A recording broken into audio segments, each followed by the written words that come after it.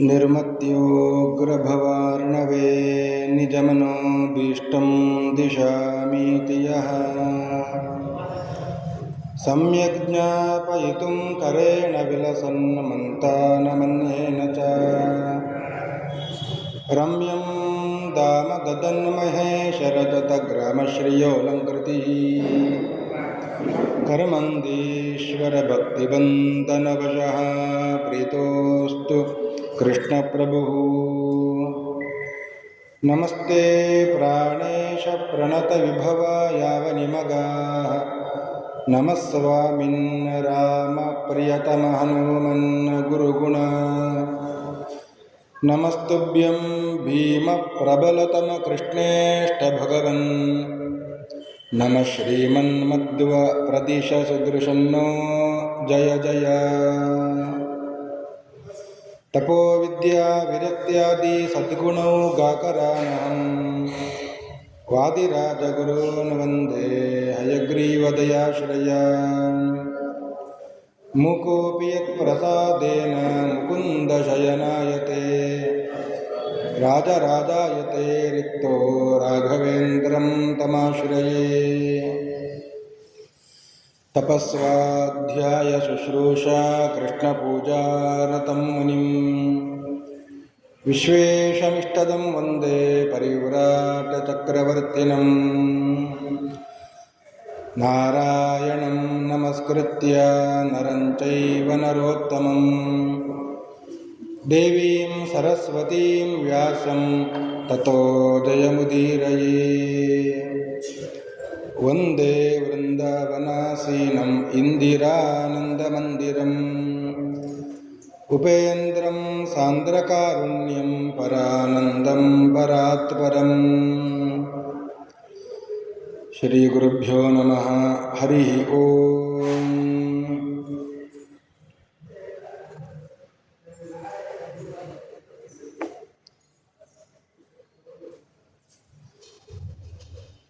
ನಮ್ಮೆಲ್ಲರ ಪಾಪವನ್ನು ಪರಿಹರಿಸುವಂತಹ ಗಂಗೆಯ ಮಹತ್ವವನ್ನು ಸನಕಾದಿ ಋಷಿಗಳು ನಾರದರಿಗೆ ತಿಳಿಸಿಬಿಟ್ಟರು. ನಾರದರು ಮತ್ತೆ ಪುನಃ ಕೇಳುತ್ತಾರೆ, ಗಂಗೆಯ ಮಹತ್ವ ಇಷ್ಟು ಸಾಕಾಗುವುದಿಲ್ಲ, ಇನ್ನೂ ಸ್ವಲ್ಪ ಹೇಳಬೇಕು. ಯಾಕೆ ಅಂದರೆ ಈ ಗಂಗೆಯ ಆಖ್ಯಾನ ಹೇಳುವವರಿಗೂ ಪುಣ್ಯ ಮತ್ತು ಕೇಳುವವರಿಗೂ ಪುಣ್ಯ, ಇಬ್ಬರ ಪಾಪವೂ ಕೂಡ ಪರಿಹಾರವಾಗ್ತದೆ ಅಂತ. ಅಂತಹ ಮಹತ್ವ ಅದು ಗಂಗೆಯದ್ದು. ಕೇಳಲ್ಪಟ್ಟಿದ್ದೇನೆ, ಸೂರ್ಯವಂಶದಲ್ಲಿ ಬಂದಂತಹ ಸಗರ, ಆ ಸಗರನ ಮಕ್ಕಳು 60,000 ಮಕ್ಕಳು, ಅವರೆಲ್ಲ ಭಗೀರಥನಿಂದ ಪ್ರಯತ್ನ ಮಾಡಿ ಹರಿಸಿದ ಗಂಗೆಯಿಂದ, ಗಂಗೆಯ ಸ್ಪರ್ಶದಿಂದ ಸದ್ಗತಿಯನ್ನು ಹೊಂದಿದ್ದಾರೆ. ಇದನ್ನು ನೀವೇ ತಿಳಿಸಿದ್ದೀರಿ. ಇನ್ನೂ ಒಂದು ಕೇಳಲ್ಪಟ್ಟಿದ್ದೇನೆ, ಅದೇ ವಂಶದಲ್ಲಿ ಬಂದಂತಹ ಒಬ್ಬ ರಾಜನಿಗೆ ರಾಕ್ಷಸ ಜನ್ಮ ಬಂದಿತ್ತು. ಆ ರಾಕ್ಷಸ ಜನ್ಮ ಈ ಗಂಗೆಯ ಒಂದು ಬಿಂದುವಿನಿಂದ, ಸ್ಪರ್ಶದಿಂದ ಅದು ಪರಿಹಾರವಾಗಿದೆ. ಆ ಕಥೆಯನ್ನು ನನಗೆ ಹೇಳಬೇಕು. ಯದ್ಬಿಂದು ಸೇವನಾದೇವ ಸಾಗರಾನ್ವಯ ಸಂಭವ ವಿಸೃಜ್ಯ ರಾಕ್ಷಸಂಭಾವಂ ಸಂಪ್ರಾಪ್ತ ಪರಮಂ ಪದಂ. ರಾಕ್ಷಸತ್ವದಿಂದ ನಿವೃತ್ತಿಯಾಗಿ ಪರಮಪದ ಪ್ರಾಪ್ತಿಯಾಗಿದೆ. ಅದು ಕೇವಲ ಗಂಗೆಯ ಒಂದು ಬಿಂದು ಸ್ಪರ್ಶದಿಂದ. ಅಂತಹ ಗಂಗೆಯ ಮಹತ್ವವನ್ನು ಹೇಳಬೇಕು. ಯಾರಿಗೆ ರಾಕ್ಷಸ ಜನ್ಮ ಬಂದಿದ್ದು? ಸನಕಾದಿಗಳು ಹೇಳ್ತಾರೆ, ಸೂರ್ಯವಂಶದಲ್ಲಿ ಸಗರ ನಂತರದಲ್ಲಿ ಬಂದಂತಹ ಒಬ್ಬ ರಾಜ, ಅವ ಸೌದಾಸ ಅಂತ ಒಬ್ಬ ರಾಜ. ಅವನಿಗೆ ಹೆಸರು ಮಿತ್ರಸಹ ಅಂತಲೂ ಇದೆ. ಈ ಸೌದಾಸ ರಾಜ ಬಹಳ ಚೆನ್ನಾಗಿ ಧರ್ಮ ಪರಿಪಾಲನೆ, ಪ್ರಜಾ ಪರಿಪಾಲನೆ ಚೆನ್ನಾಗಿ ಮಾಡುತ್ತಾ ಇದ್ದವ. ಈ ರಾಜರ ಹವ್ಯಾಸ ಅಂದರೆ ಬೇಟೆಯಾಡುವಂಥದ್ದು. ಅದು ಯಾಕೆ ಅಂದರೆ ಕ್ರೂರ ಮೃಗಗಳನ್ನು ಕೊಂದು ಈ ಹಸುಗಳನ್ನೆಲ್ಲ ರಕ್ಷಣೆ ಮಾಡಬೇಕು ಮತ್ತು ಪ್ರಜೆಗಳ ರಕ್ಷಣೆಯು ಕೂಡ ಇದರಿಂದ ಆಗ್ತದೆ ಅಂತ ಕ್ರೂರ ಮೃಗಗಳನ್ನು ಬೇಟೆಯಾಡುವ ಸಲುವಾಗಿ ಕಾಡಿಗೆ ಹೋಗಿದ್ದಾನೆ. ಸುಮಾರಾಗಿ ಬೇಟೆಯನ್ನು ಆಡಿದ್ದಾನೆ. ಆಯಾಸ ಆಯಿತು. ಅಲ್ಲಿಯೇ ಒಂದು ನದಿ, ರೇವಾ ಅಂತ ಒಂದು ನದಿ, ಆ ರೇವಾ ನದಿಯ ದಡಕ್ಕೆ ಬಂದು ಆ ನೀರನ್ನು ಕುಡಿದ. ಆಯಾಸ ಪರಿಹಾರ ಆಯಿತು. ಮತ್ತೆ ಬೇಟೆಯಾಡಿದ. ಅಷ್ಟರಲ್ಲಿ ರಾತ್ರಿ ಆಯಿತು. ಅಲ್ಲಿಯೇ ವಾಸ ಮಾಡಿದ. ಮರು ದಿವಸ ಬೆಳಿಗ್ಗೆ ಮತ್ತೆ ಸ್ನಾನ, ಸಂಧ್ಯಾ ವಂದನೆ, ಆಹ್ನಿಕಗಳನ್ನೆಲ್ಲ ಮುಗಿಸಿ ಮತ್ತೆ ಬೇಟೆಯಾಡಿಕೊಂಡು ಹೋಗೋಣ ಅಂತ ಹೊರಟಾಗ ಜೋರಾಗಿ ಒಂದು ಹುಲಿಯ ಗರ್ಜನೆ ಕೇಳಿಬಂತು. ಹುಲಿಯ ಗರ್ಜನೆಯನ್ನು ಕೇಳಿದ ಇವ ಮತ್ತೆ ಅದು ಎಲ್ಲಿಂದ ಬಂತು ಆ ಶಬ್ದ ಅಂತ ಅನ್ವೇಷಣೆ ಮಾಡಿಕೊಂಡು ಹೋದಾಗ ಒಂದು ಗುಹೆಯಲ್ಲಿ 2 ಹುಲಿಗಳು ಇದ್ದವು. ಒಂದು ಗಂಡು ಹುಲಿ, ಇನ್ನೊಂದು ಹೆಣ್ಣು ಹುಲಿ. ನೋಡಿದಾಗ ಈ ರಾಜ, ಸೌದಾಸ ರಾಜ, ತನ್ನ ಬಿಲ್ಲನ್ನು ಎತ್ತಿ ಧನುಷ್ಟಂಕಾರ ಮಾಡಿದ. ಅಷ್ಟಕ್ಕೆ ಹೆದರಿ ಓಡಿ ಹೋಗ್ತಾ ಇರುವಂತಹ ಹುಲಿಯನ್ನು, ಹೆಣ್ಣು ಹುಲಿಯನ್ನು ನೋಡಿ ಅದಕ್ಕೆ ಬಾಣ ಬಿಟ್ಟು ಅದನ್ನು ಕೊಂದ. ಸಾಯುವಾಗ ಹೇಗೆ ಸತ್ತಿತು? ಅದು ತನ್ನ ನಿಜ ರೂಪವನ್ನು ತೋರಿಸಿ ಸತ್ತಿತು. ಆ ಹುಲಿ ರಾಕ್ಷಸ ರೂಪದಲ್ಲಿ ಇದ್ದಂತಹ ಹುಲಿ, ಹುಲಿಯ ರೂಪದಲ್ಲಿ ರಾಕ್ಷಸ ಇದ್ದ. ದೊಡ್ಡ ಶರೀರ ಅಂತ, ಅಷ್ಟು ದೊಡ್ಡ ಶರೀರವನ್ನು ತೋರಿಸಿ ಅದು ಸತ್ತಿತು. ಗಂಡು ಹುಲಿ ಅದನ್ನು ನೋಡಿ, ನಾನು ಈ ರಾಜನನ್ನು ಎದುರು ಹಾಕಿಕೊಂಡರೆ ನಾನು ಸಾಯುತ್ತೇನೆ ಅಂತ ಓಡಿ ಹೋಯಿತು.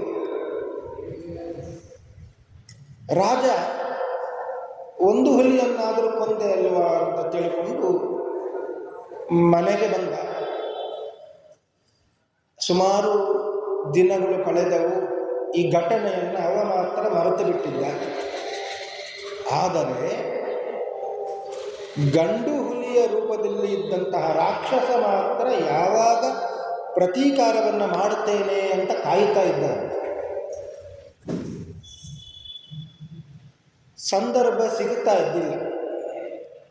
ಈ ಸೌದಾಸ ರಾಜ ಒಮ್ಮೆ ದೊಡ್ಡ ಒಂದು ಯಾಗವನ್ನು ಮಾಡಿದ, ಅಶ್ವಮೇಧ ಯಾಗ.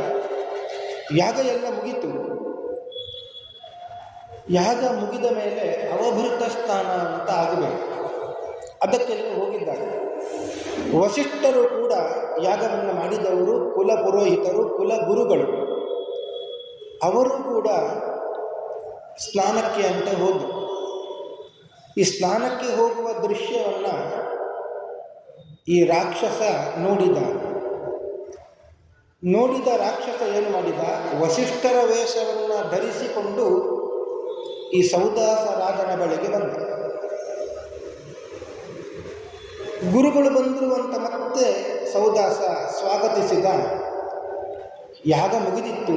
ಬಹಳ ಸಂತೋಷದಲ್ಲಿ ಇದ್ದರು ಎಲ್ಲರೂ. ಈ ರಾಕ್ಷಸ ವೇಷದಲ್ಲಿ ಇರುವ ವಸಿಷ್ಠರು ಕೂಡ ಹೇಳಿದ್ದಾರೆ, ಬಹಳ ಸಂತೋಷ ಆಯಿತು, ಬಹಳ ವಿಜೃಂಭಣೆಯಿಂದ ಅಶ್ವಮೇಧ ಯಾಗ ಸಮಾಪ್ತಿಯಾಗಿದೆ. ಒಳ್ಳೆಯ ಅನ್ನದಾನಾದಿ ಸತ್ಕರ್ಮಗಳು ನಡಿಬೇಕು ಅಂತ ಆ ವಸಿಷ್ಠರ ವೇಷದಲ್ಲಿದ್ದ ರಾಕ್ಷಸ ಹೇಳಿದ. ರಾಜ ಹೇಳ್ತಾನೆ, ಹಾಗಾದರೆ ನೀವು ಸ್ನಾನ ಮಾಡಿಕೊಂಡು ಬನ್ನಿ, ಮೃಷ್ಟಾನ್ನವನ್ನು ತಯಾರುಪಡಿಸ್ತೇನೆ.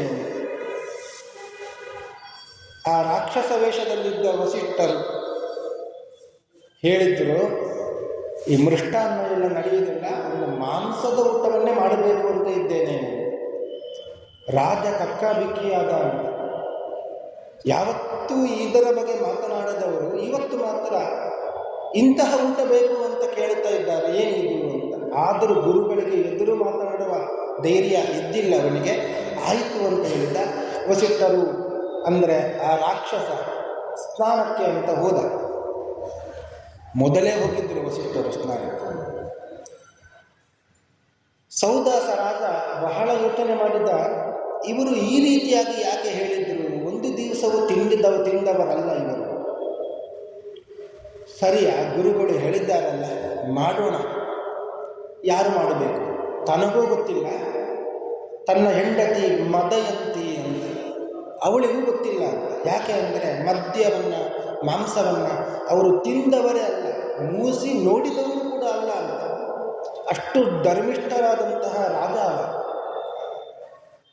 ಅಷ್ಟಕ್ಕೆ ಸರಿಯಾಗಿ ಈ ರಾಕ್ಷಸ ವಸಿಷ್ಠರ ವೇಷವನ್ನು ಕಳಚಿ ಅಡಿಗೆಯವನ ವೇಷದಲ್ಲಿ ಬಂದ. ಹೇಗೂ ಒಬ್ಬ ಅಡಿಗೆಯವ ಬೇಕಾಗಿತ್ತು. ಅವ ಹೇಳಿದ, ಮಾಂಸದ ಅಡಿಗೆಯನ್ನು ಚೆನ್ನಾಗಿ ಮಾಡುತ್ತೇನೆ ನಾನು.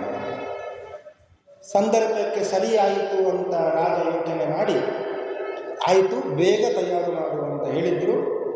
ನರಮಾಂಸದ ಅಡಿಗೆಯನ್ನು ಮಾಡಿದ. ವಸಿಷ್ಠರು ಬಂದರು ಸ್ನಾನ ಮುಗಿಸಿ. ಬಂಗಾರದ ತಟ್ಟೆಯಲ್ಲಿ ಎಲ್ಲ ಬಡಿಸಿದ್ದಾನೆ. ವಸಿಷ್ಠರು ಇನ್ನೇನು ಕೂತುಕೊಂಡು ಅದನ್ನು ನೋಡುತ್ತಾರೆ, ಅದರಲ್ಲಿ ನರಮಾಂಸ ಇದೆ. ಸಿಟ್ಟು ಬಂತು ವಸಿಷ್ಠರಿಗೆ. ಎಂತಹ ಕೆಲಸ ಮಾಡಿದ್ದೀನಿ ನಾನು? ಇದುವರೆಗೂ ಮಾಂಸವನ್ನು ಮುಟ್ಟಿದವನೇ ಅಲ್ಲ ನಾನು. ನನಗೆ ಇವತ್ತು ನರಮಾಂಸದ ಅಡುಗೆಯನ್ನು ಮಾಡಿ ಊಟಕ್ಕೆ ಆಗ್ತಾ ಇದ್ದೀಯಲ್ಲ ನೀನು ಅಂತ ಕೋಪದಿಂದ ಶಾಪ ಕೊಟ್ಟರು. ನರಮಾಂಸವನ್ನು ತಿನ್ನುವ ನರಭಕ್ಷಕನಾದಂತಹ ರಾಕ್ಷಸನಾಗುವಂತ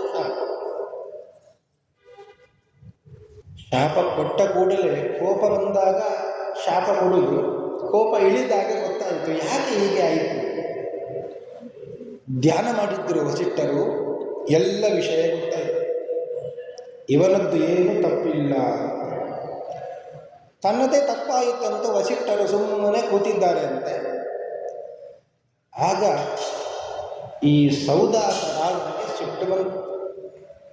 ಇಷ್ಟೆಲ್ಲ ಶಾಪ ಕೊಟ್ಟು ನಂದದ ಏನು ತಪ್ಪಿಲ್ಲದೆ ಹೋದರೂ ಶಾಪ ಕೊಟ್ಟಿದ್ದಾರೆ, ಈಗ ಸುಮ್ಮನೆ ಕೂತಿದ್ದಾರೆ ಅಂತ ಅವನು ಶಾಪ ಕೊಡಲಿಕ್ಕೆ ಉದ್ಯುಕ್ತನಾದ. ನೀವು ನಿಮ್ಮ ಧರ್ಮದಲ್ಲಿ ನಿಷ್ಠರಾಗಿ ಇದ್ದು ಶಾಪವನ್ನು ಕೊಡುತ್ತೀರಿ ಅಂತಾದರೆ, ನಾನು ನನ್ನ ಧರ್ಮದಲ್ಲಿ ನಿಷ್ಠನಾಗಿದ್ದೆ, ನನ್ನ ಕರ್ತವ್ಯದಲ್ಲಿ ನಾನು ನಿಷ್ಠನಾಗಿದ್ದೇನೆ, ನನ್ನ ಕರ್ತವ್ಯದಲ್ಲಿ ನಾನು ರತನಾಗಿದ್ದೇನೆ, ನನಗೂ ಆ ಸಾಮರ್ಥ್ಯ ಇದೆ ಅಂತ ಕೈಯಲ್ಲಿ ನೀರನ್ನು ತೆಗೆದುಕೊಂಡು ಅಭಿಮಂತ್ರಣ ಮಾಡಿದ್ದಾನೆ, ಶಾಪ ಕೊಡುತ್ತೇನೆ ಅಂತ. ಅಷ್ಟರಲ್ಲಿ ಆ ಸೌದಾಸ ರಾಜನ ಹೆಂಡತಿ ಮದಯಂತಿ ಓಡೋಡಿ ಬಂದಳು. ಸಮಾಧಾನ ಪಡಿಸಿದ್ಲು. ಮನೆಯಲ್ಲಿ ಗಂಡ ಕೋಪದಿಂದ ಏನೋ ಒಂದು ಕಾರ್ಯವನ್ನು ಮಾಡಲಿಕ್ಕೆ ಹೊರಟಾಗ ಆ ಮನೆಯ ಒಡತಿ ಸ್ವಲ್ಪ ಸಮಾಧಾನವನ್ನು ಮಾಡ್ತಾಳೆ. ಒಮ್ಮೆ ಸಿಟ್ಟು ಇಳಿಯುವ ಹಾಗೆ ಮಾಡ್ತಾಳೆ. ಲೋಟದಲ್ಲಿ ಬಿಸಿ ಬಿಸಿಯಾದ ಒಂದು ಪಾನೀಯವನ್ನು ತಂದುಕೊಟ್ಟು, ಸ್ವಲ್ಪ ಇದನ್ನು ಕುಡೀರಿ, ಸ್ವಲ್ಪ ತಣ್ಣಗಾಗಿ ಅಂತ ಹೇಳಿ ಸಮಾಧಾನ ಪಡಿಸ್ತಾಳೆ. ಹಾಗೆಯೇ ಆ ಮದಯಂತಿ ಆ ಸೌದಾಸನನ್ನು ಸಮಾಧಾನ ಪಡಿಸಿದ್ದು. ಅವರು ಶಾಪ ಕೊಟ್ಟರು ಸರಿ, ನೀವು ಮಾತ್ರ ಶಾಪ ಕೊಡಬಾರದು. ಅವರ ಕುಲಗುರುಗಳು, ಕುಲಪುರೋಹಿತರು, ದೊಡ್ಡವರು, ನೀವು ಅವರಿಗೆ ಅವರು ಶಾಪ ಕೊಟ್ಟಿದ್ದಾರೆ ಅಂತ ಪ್ರತಿಯಾಗಿ ಶಾಪವನ್ನು ಕೊಡಲಿಕ್ಕೆ ಹೋಗಬೇಡಿ ಅಂತ ತಡೆದಿದ್ದಾಳೆ ಮದಯಂತಿ. ಈ ಸೌದಾಸ ರಾಜನಿಗೆ ಹೌದು ಅಂತ ಆಯಿತು. ಸರಿ, ನನ್ನ ಹೆಂಡತಿ ಹೇಳಿದ್ದು ಸರಿ ಅಂತ ಆಯಿತು. ಕೈಯಲ್ಲಿ ನೀರು ಇದೆ, ಅಭಿಮಂತ್ರಿತವಾದ ನೀರು. ಅದು ಎಲ್ಲಿ ಹಾಕಬೇಕು? ವಸಿಷ್ಠರ ಮೇಲೆ ಹಾಕುವ ಹಾಗೆ ಇಲ್ಲ, ಮತ್ತೆ ಎಲ್ಲಿ ಹಾಕಬೇಕು? ಮೇಲೆ ನೋಡಿದಂತ ಮೇಲೆ ಹಾಕೋಣ ಅಂತ. ಅನಂತ ಜೀವರಾಶಿಗಳು, ಅಣು ರಾಶಿಗಳು ಕಾಣುತ್ತಾ ಇವೆ ಅವನಿಗೆ. ಅಲ್ಲಿ ಹಾಕಿದರೆ ಎಲ್ಲ ಸತ್ತು ಹೋಗ್ತಾರೆ. ಕೆಳಗಡೆ ನೋಡಿದ್ದಾನೆ, ಕೆಳಗಡೆಯೂ ಕೂಡ ಅನಂತ ಜೀವರಾಶಿಗಳು. ಸುಮ್ಮನೆ ಸಾಯಿಸಬೇಕಲ್ಲವೇ ಅಂತ ಮನಸ್ಸಿಗೆ ಯೋಚನೆ ಮಾಡಿದ. ತನ್ನ ಕಾಲಿನ ಪಾದದ ಮೇಲೆ ಹಾಕಿಕೊಂಡ. ಅಭಿಮಂತ್ರಿತವಾದ ಆ ನೀರು ಕಾಲ ಮೇಲೆ ಬಿದ್ದಾಗ ಆ ಕಾಲು ಕಪ್ಪಾಗಿ ಹೋಯಿತು. ಅನ್ನ ಮಾಡುವ ಪಾತ್ರೆ ಅದು ಅಡಿ ಹಿಡಿದಾಗ ಯಾವ ರೀತಿಯಾಗಿ ಕಪ್ಪಾಗ್ತದೋ ಅದೇ ರೀತಿಯಾಗಿ ಕಪ್ಪಾಯಿತು. ಆಗನಿಂದ ಅವನಿಗೆ ಒಂದು ಹೆಸರು ಬಂತು, ಕಲ್ಮಾಷಪಾದ. ಕಲ್ಮಾಷ ಅಂದರೆ ಅತಿ ಕಪ್ಪು ಅಂತ ಲೆಕ್ಕ. ಅಡಿ ಹಿಡಿದ ಪಾತ್ರೆ ಹೇಗೆ ಕಪ್ಪಾಗಿರುತ್ತದೋ ಅದೇ ರೀತಿಯಾಗಿ ಕರಕಲಾದಂತಹ, ಸುಟ್ಟು ಕರಕಲಾದಂತಹ ಅದು ಪಾದ ಆಯಿತು. ಆದ್ದರಿಂದಲೇ ಕಲ್ಮಾಷಪಾದ ಅಂತ ಹೆಸರು ಬಂತು. ಈ ಕಲ್ಮಾಷಪಾದ ರಾಜ ಗುರುಗಳಿಗೆ ನಮಸ್ಕಾರ ಮಾಡಿ ಹೋದ. ವಸಿಷ್ಠರು ಕೂಡ ಹೊರಟು. ಮತ್ತೆ ವಸಿಷ್ಠರ ಬಳಿಗೆ ಹೋಗಿ ಕ್ಷಮೆ ಯಾಚಿಸಿದ್ದಾನೆ. ಯಾಕೆ ಹೀಗಾಯಿತು? ಮದಯಂತಿ ಮೊದಲೇ ಹೇಳಿದ್ದಾರೆ, ಗುರುಗಳಿಗೆ ಅನ್ಯಾಯವನ್ನು ಮಾಡಬಾರದು, ಶಾಪವನ್ನು ಕೊಡಬಾರದು. ನಾನೇನೋ ಶಾಪವನ್ನು ಕೊಡಲಿಕ್ಕೆ ಉದ್ಯುಕ್ತನಾಗಿದ್ದೆ, ಅದು ನನ್ನ ತಪ್ಪು, ಗುರುಗಳಲ್ಲಿ ಕ್ಷಮೆಯನ್ನು ಕೇಳಬೇಕು. ಮದಯಂತಿ ಹೇಳಿದ ಮಾತು ಎಷ್ಟು ಸರಿ ಅದು. ಗುರುಂ ತ್ವಂಕೃತ್ಯ ಹುಂಕೃತ್ಯ ಯೋ ವದೇತ್ ಮೂಢಧೀಹಿ ನರಃ ಅರಣ್ಯೇ ನಿರ್ಜಲೆ ದೇಶೇ ಸಭವೇತ್ ಬ್ರಹ್ಮ ರಾಕ್ಷಸ. ಗುರುಗಳನ್ನು ತ್ವಂ ಅಂದರೆ ನೀನು ಅಂತ ಕರಿಬಾರದು. ಗುರುಗಳ ಮೇಲೆ ಸಿಟ್ಟು ಬರ್ತದೆ ಕೆಲವೊಮ್ಮೆ, ಆದರೂ ನೀನು ಅಂತ ಕರೀಲಿಕ್ಕೆ ಹೋಗಬಾರದು, ಏಕವಚನದಲ್ಲಿ ಕರಿಬಾರದು. ಗುರು ತ್ವಂ ಕೃತ್ಯ. ಇನ್ನೊಂದು ಹುಂಕೃತ್ಯ, ಹುಂಕಾರದಿಂದ ಅವರನ್ನು ದಿಟ್ಟಿಸಿ ನೋಡಬಾರದು. ಒಂದು ವೇಳೆ ಮೂಢನಾದವ ಹುಂಕಾರದಿಂದ ತೊಂಕಾರದಿಂದ ಗುರುಗಳನ್ನು ನೋಡಿದರೆ ಸಭವೇತ್ ಬ್ರಹ್ಮ ರಾಕ್ಷಸ, ಅವ ಬ್ರಹ್ಮ ರಾಕ್ಷಸನೇ ಆಗ್ತಾನೆ. ಈ ಮಾತು ಮದಯಂತಿ ಹೇಳಿದ ಮಾತು. ಆದ್ದರಿಂದ ಗುರುಗಳಿಗೆ ನಾನು ಬೇಡವಾದ ಮಾತನ್ನು ಆಡಿ ಆಗಿತ್ತು, ಕ್ಷಮೆಯನ್ನು ಕೇಳೋಣ ಅಂತ ವಸಿಷ್ಠರ ಬಳಿಗೆ ಹೋಗಿ ನಮಸ್ಕರಿಸಿ ಕ್ಷಮೆಯನ್ನು ಕೇಳಿದ. ವಸಿಷ್ಠರು ಹೇಳ್ತಾರೆ, ರಾಜ ನಾನೂ ಕೂಡ ದುಡುಕಿದೆ ಅಂತ ಹೇಳಿದೆ. ಎಂತಹ ಗುಣ ವಸಿಷ್ಠರದ್ದು! ಕುಲಪುರೋಹಿತರು ಅಂದರೆ ಸಾಮಾನ್ಯ ಅಲ್ಲ, ಸೂರ್ಯವಂಶದ ಪುರೋಹಿತರು ಅವರು. ತಾನು ತಪ್ಪು ಮಾಡಿದ್ದನ್ನು ಒಪ್ಪಿಕೊಳ್ಳಬೇಕಾಗಿಲ್ಲ ಅವರು, ಆದರೂ ಅವರ ಗುಣ ಹಾಗೆ. ಹೌದು, ನನ್ನಿಂದ ಪ್ರಮಾದ ನಡೆದು ಹೋಯಿತು, ಶಾಪವನ್ನು ಕೊಟ್ಟುಬಿಟ್ಟೆ, ನಿನ್ನ ತಪ್ಪಿಲ್ಲ ಆದರೂ ಶಾಪವನ್ನು ಕೊಟ್ಟೆ. ಇದು ಅವಿವೇಕದ ಪರಮಾವಧಿ. ಅವರು ಒಂದು ಮಾತನ್ನು ಹೇಳುತ್ತಾರೆ, ಅವಿವೇಕೋ ಹಿ ಸರ್ವಾಸಾಂ ಆಪದಾಂ ಪರಮಂ ಪದಂ ವಿವೇಕರಹಿತೋ ಲೋಕೆ ಪಶುರೇವ ನ ಸಂಶಯ. ಅವಿವೇಕ ಎಂಬುದು ಏನಿದೆ, ಇದು ನಿಜವಾಗಿಯೂ ಕೂಡ ದೊಡ್ಡ ಆಪತ್ತುಗಳಿಗೆ ಕಾರಣ ಅಂತ. ಅವಿವೇಕ ಅಂದರೆ ಏನು? ವಿವೇಕ ಅಂದರೆ ನಮಗೆ ಗೊತ್ತಿರಬೇಕು. ವಿವೇಕ ಅದೊಂದು ಜ್ಞಾನ. ಎಂತಹ ಜ್ಞಾನ? ವಿಚಾರ ಮಾಡಿ ಯಾವುದು ಸತ್ಯ, ಯಾವುದು ಅಸತ್ಯ, ಯಾವುದು ಹಿತ, ಯಾವುದು ಅಹಿತ ಅಂತ ಈ ಜ್ಞಾನ ಏನಿದೆ ಅದು ವಿವೇಕ.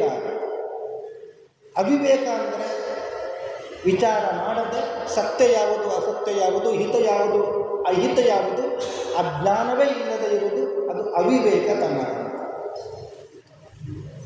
ವಸಿಷ್ಠರು ವಿಚಾರ ಮಾಡಿ,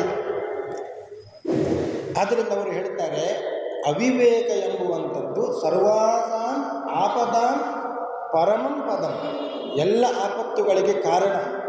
ಮನುಷ್ಯ ವಿವೇಕ ತಪ್ಪಿಯೇ ಕೊಂಡಕ್ಕೆ ಬೀಳುವಂಥದ್ದು, ಆಪತ್ತಿಗೆ ಸಿಲುಕುವಂಥದ್ದು.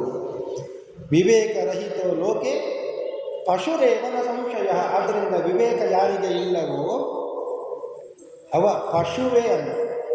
ಇದು ವಸಿಷ್ಠರ ಮಾತು, ನಾರದ ಪುರಾಣದಲ್ಲಿ ಇದೆ. ಈ ಮಾತನ್ನು ಈಗ ಸುಭಾಷಿತದಲ್ಲೆಲ್ಲ ಸೇರಿಸಿದ್ದಾರೆ. ಮನುಷ್ಯನಿಗೆ ವಿವೇಕ ಎಂಬುವಂಥದ್ದು ಬೇಕು. ಅವರು ಹೇಳಿದ್ರು, ಅವಿವೇಕತನದಿಂದ ನನ್ನಿಂದಲೂ ತಪ್ಪಾಯಿತು, ರಾಜ ಚಿಂತೆ ಮಾಡಬೇಡ, ಶಾಪ ಕೊಟ್ಟಾಯಿತು, ನರಭಕ್ಷಕನಾದಂಥ ರಾಕ್ಷಸನಾಗುವಂತೆ. ಆ ಶಾಪವನ್ನು ಹಿಂಪಡ್ಕೊಳ್ಳಿಕ್ಕೆ ಬರುವುದಿಲ್ಲ.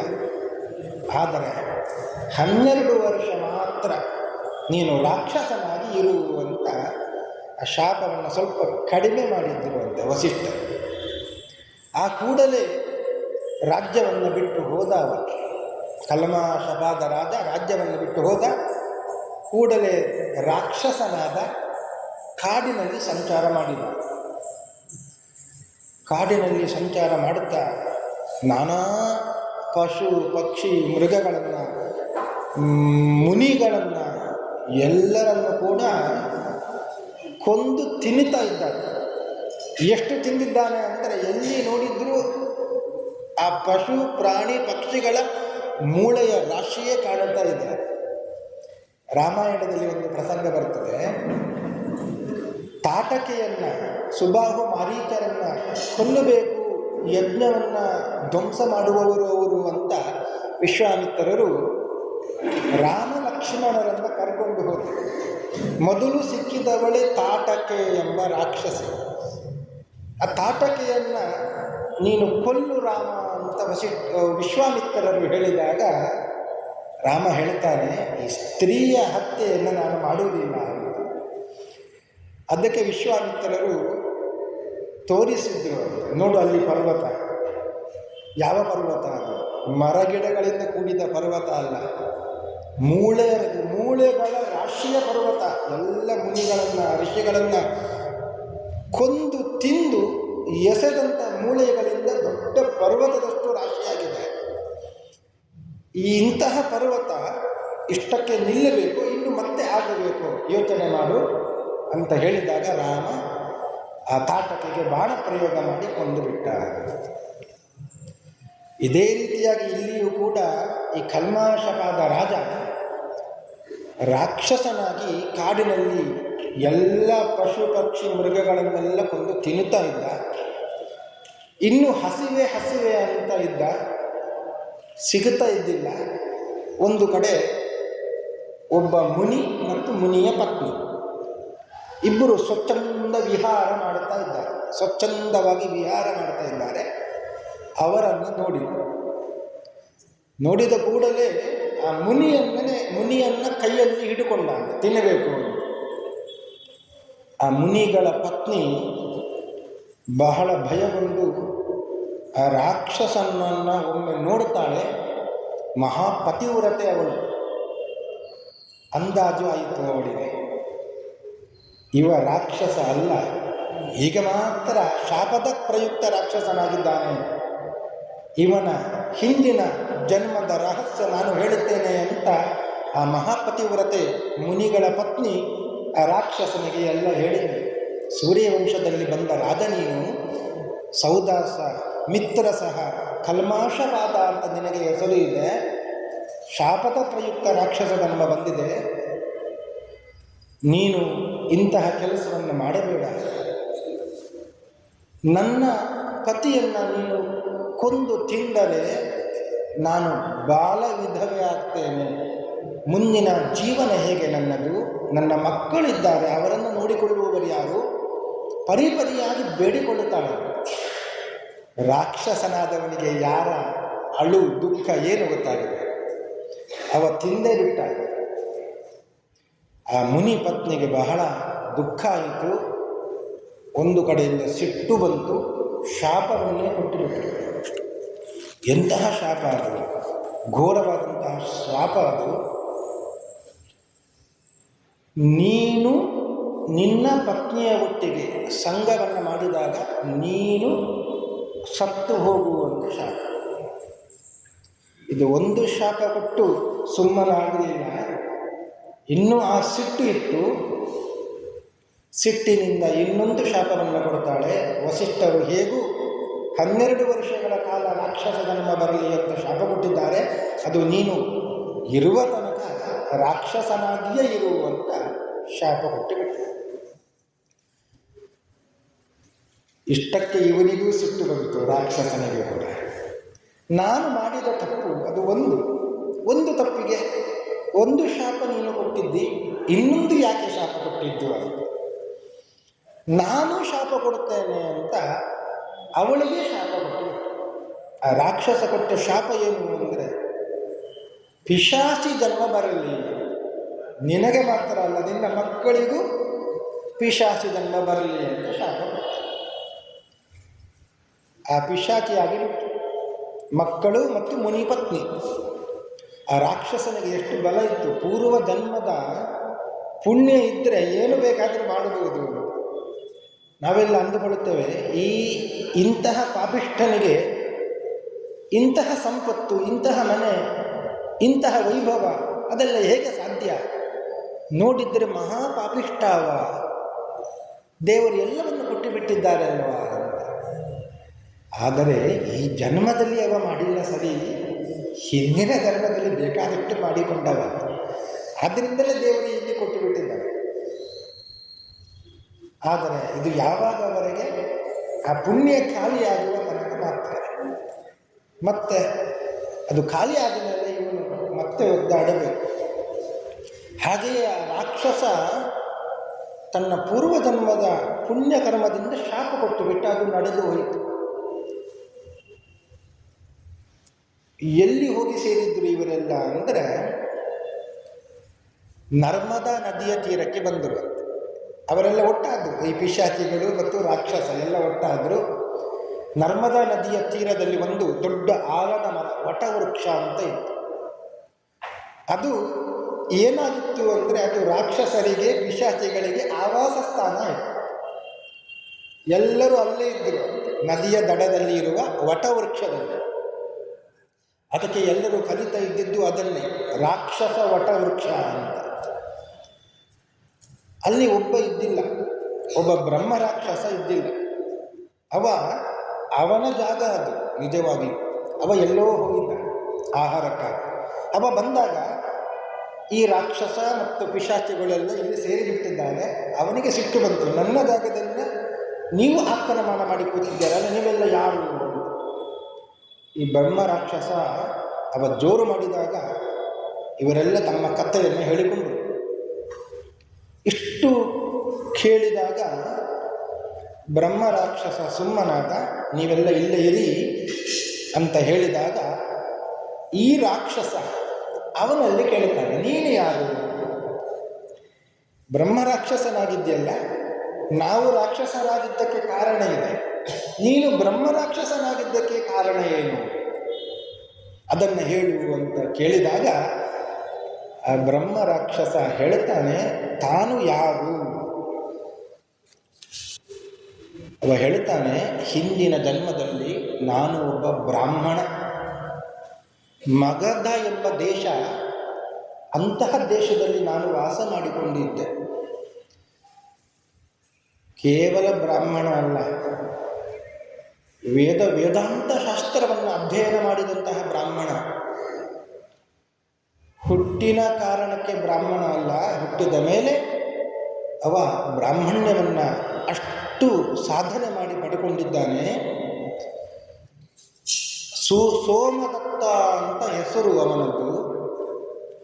ಧರ್ಮದಲ್ಲಿ ಶ್ರದ್ಧೆ ಏನೋ ಇತ್ತು ಅವನಿಗೆ, ಆದರೆ ಆ ಘನ ಪಾಂಡಿತ್ಯದ ಮದ ಅದು ದಿನದಿಂದ ಹೆಚ್ಚುತ್ತಾ ಇತ್ತು.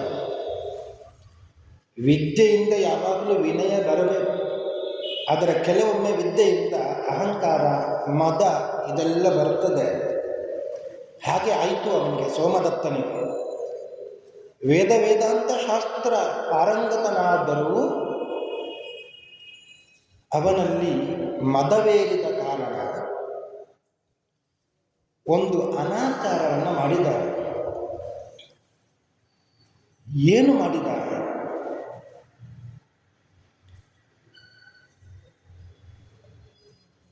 ಗುರುಗಳಿಗೆ ಅವಮಾನ ಮಾಡಿದ. ಗುರುಗಳಿಗೆ ಅವಮಾನ ಮಾಡಿದ, ತನಗೆ ಪಾಠ ಮಾಡಿದ ಗುರುಗಳು. ಒಮ್ಮೊಮ್ಮೆ ಗುರುಗಳಿಗಿಂತಲೂ ಶಿಷ್ಯನಾದವ ಬುದ್ಧಿವಂತನಾಗಿ ಬಿಡ್ತಾನೆ. ಮದವೇರಿದರೆ ಗುರುಗಳಿಗೆ ಅವಮಾನ ಮಾಡ್ತಾರೆ. ಹಾಗೆ ಆಯಿತು. ಗುರುಗಳಿಂದ ತಿರಸ್ಕಾರ ಮಾಡಿದ. ಹಿಂದೆಯೇ ಹೇಳಿದ್ದು ವಸಿಷ್ಠರು, ಗುರುಗಳನ್ನು ವಸಿಷ್ಠರಲ್ಲ ಮದಯಂತಿ ಹೇಳಿದ್ರು, ಗುರುಗಳನ್ನು ನೀನು ಮತ್ತು ಹುಂಕಾರವನ್ನು ಹೇಳಿದರೆ ಬ್ರಹ್ಮ ರಾಕ್ಷಸ ಧರ್ಮ ಬರ್ತದೆ ಅಂತ.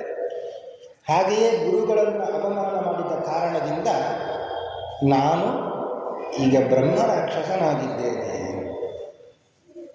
ಜಗತ್ ರಾಸಕರೋ ನಿತ್ಯಂ ಮಾಂಸಾಶನ ಪರಾಯಣ ಗುರು ಅವಜ್ಞಾ ಮನುಷ್ಯಾಣ ರಾಕ್ಷಸತ್ವ ಪ್ರದಾಯಿನಿ. ಹಿಂದೆ ಈ ಮಾತನ್ನು ಮದಯಂತಿ ಹೇಳಿದ್ದು, ಈಗ ಈ ಬ್ರಹ್ಮ ರಾಕ್ಷಸನೇ ಹೇಳ್ತಾ ಇದ್ದಾರೆ. ತಾನೇ ಅದನ್ನು ಅನುಭವಿಸಿದ್ದಾರೆ.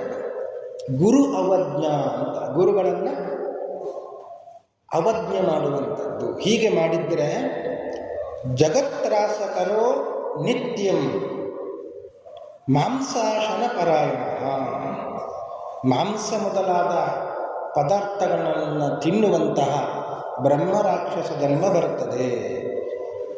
ಆದ್ದರಿಂದ ಅದನ್ನು ಮಾಡಬಾರದಿತ್ತು, ನಾನು ಮಾಡಿದೆ, ಆದ್ದರಿಂದ ಬ್ರಹ್ಮ ರಾಕ್ಷಸನಾಗಿದ್ದೇನೆ.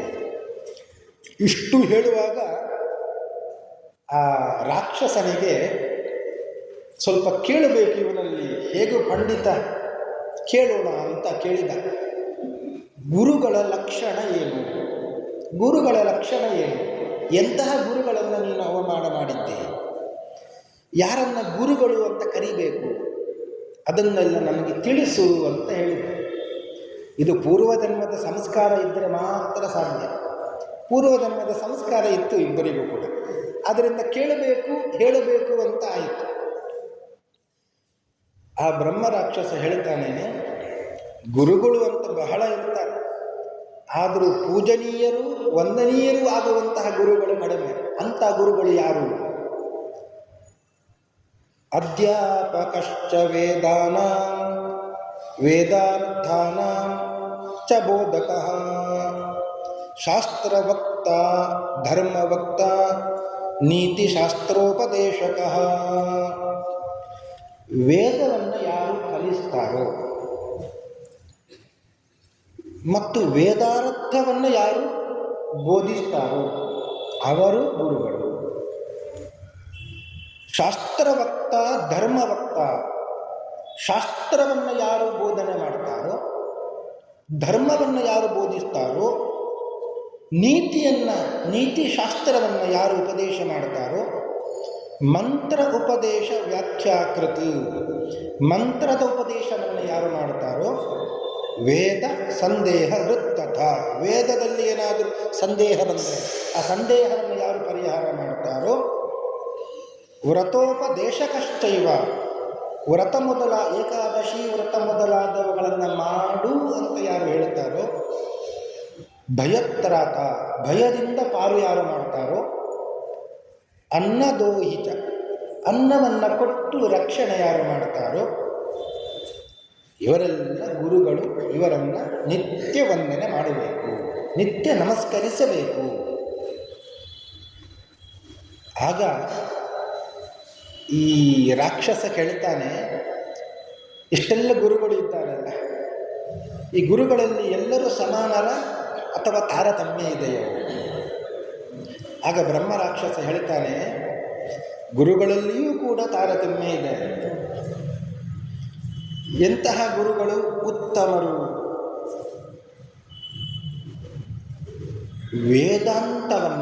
ವೇದವನ್ನು ಯಾರು ಉಪದೇಶ ಮಾಡ್ತಾರಲ್ಲ ಅವರು ಉತ್ತಮ ಗುರುಗಳು. ಯಾಕೆ ಅಂದರೆ ಭಗವಂತನನ್ನು ಕಾಣಬೇಕು ಅಂದರೆ ಅದು ವೇದದಿಂದ ಮಾತ್ರ ಸಾಧ್ಯ. ಯಾಕೆ ವೇದದಿಂದ ಸಾಧ್ಯ? ವೇದವನ್ನು ಯಾರು ಬರೆದದ್ದು? ಯಾರು ಬರೆದದ್ದಲ್ಲ. ಯಾರಾದರೂ ಬರೆದಿದ್ದಾರೆ ಅಂದರೆ ಬರೆದವರಲ್ಲಿ ಇರುವ ದೋಷ ಆ ಬರೆದ ಗ್ರಂಥದಲ್ಲಿ ಬರಬಹುದು, ಆದರೆ ಯಾರು ಬರೆದದ್ದಲ್ಲ. ಮತ್ತೆ ಎಲ್ಲಿಂದ ಬಂತು? ಎಲ್ಲಿಂದ ಭಗವಂತ ಇದ್ದಾನೋ ಅಲ್ಲಿಂದಲೇ ಭಗವಂತನ ಬುದ್ಧಿಸ್ಥವಾಗಿ ವೇದಗಳು ಇವೆ. ಅದರಿಂದ ವೇದ ಅಪೌರುಷೇಯ, ಅದು ಪೌರುಷೇಯ ಅಲ್ಲ, ಪುರುಷನಿಂದ ರಚಿತವಾದದ್ದು ಅಲ್ಲ, ಅಪೌರುಷೇಯ. ಆ ಕಾರಣದಿಂದ ಅದು ಪರಮ ಪ್ರಮಾಣ ಅಂತ. ಭಗವಂತನನ್ನ ಆಗಮೈಕ ವೇದ್ಯ, ವೇದದಿಂದ ಮಾತ್ರ ತಿಳಿಯಲು ಪಡುವವ. ಆದ್ದರಿಂದಲೇ ಅಂತಹ ವೇದವನ್ನು, ಅಂದರೆ ಭಗವಂತನನ್ನು ತಿಳಿಲಿಕ್ಕೆ ಸಹಾಯಕವಾದಂತಹ ವೇದವನ್ನು ಯಾರು, ವೇದಾರ್ಥವನ್ನು ಯಾರು ಕಲಿಸುತ್ತಾರೋ ಅವರು ಪರಮ ಗುರುಗಳು. ಮಾತ್ರವಲ್ಲ, ವೇದಾರ್ಥವನ್ನು ಹೇಳುವಂತಹ ಪುರಾಣಿಕರು, ಪುರಾಣವನ್ನು ಹೇಳುವವರು, ಅವರೂ ಕೂಡ ಪರಮ ಗುರುಗಳು. ಯಾರು ಪುರಾಣವನ್ನು ಹೇಳಿದ್ದರು, ಯಾರು ರಚನೆ ಮಾಡಿದ್ದರು? ವೇದವ್ಯಾಸರು. ಅದನ್ನು ಹೇಳಿದವರು ಯಾರು? ಸೂತ ಪುರಾಣಿಕರು, ಶುಕ ಮಹರ್ಷಿಗಳು. ಇವರೆಲ್ಲ ಪರಮ ಗುರುಗಳು. ಜಾಯತೆ ಚ ಪುರಾಣೇಭ್ಯ ತತ್ವಜ್ಞಾನಂ ನೃಣಾಮಿಹ ಸರ್ವ ವೇದಾರ್ಥ ಸಾರಾಣಿ ಪುರಾಣಾನಿ ಚ ಭೂಪತೆ. ಪುರಾಣ ಅಂದರೆ ಸಾಮಾನ್ಯ ಅಲ್ಲ. ಸರ್ವ ವೇದಾರ್ಥ ಸಾರಾಣಿ, ಸಕಲ ವೇದಗಳ ಸಾರ ಅದು ಪುರಾಣದಲ್ಲಿ ಇದೆ. ಆದ್ದರಿಂದ ಪುರಾಣವನ್ನು ರಚನೆ ಮಾಡಿದವರು, ಪುರಾಣವನ್ನು ಹೇಳುವವರು, ಅವರೂ ಕೂಡ ಪರಮ ಗುರುಗಳು. ಹೀಗೆ ಪುರಾಣವನ್ನು ಯಾರು ಹೇಳಿಕೊಡ್ತಾರೆ, ಅದನ್ನು ಕೇಳಿದಾಗ ವಿಶೇಷವಾದಂಥ ಭಕ್ತಿ ಉತ್ಪತ್ತಿಯಾಗ್ತದೆ. ಆ ಭಕ್ತಿಯಿಂದ ಭಗವಂತ ಪ್ರಸನ್ನನಾಗ್ತಾನೆ, ಜ್ಞಾನವನ್ನು ಕೊಡ್ತಾನೆ. ಭಗವಂತನನ್ನು ಇನ್ನಷ್ಟು ತಿಳುಕೊಂಡ ಮೇಲೆ ಭಗವತ್ ಪ್ರಸಾದ ದ್ವಾರ ಮೋಕ್ಷ ಲಭಿಸ್ತದೆ. ಆದ್ದರಿಂದ ಪರಮಗುರುಗಳು ಅಂದರೆ ವೇದಾಂತವನ್ನು, ಪುರಾಣವನ್ನು ಉಪದೇಶ ಮಾಡುವವರು, ಅವರು ಪರಮಗುರುಗಳು.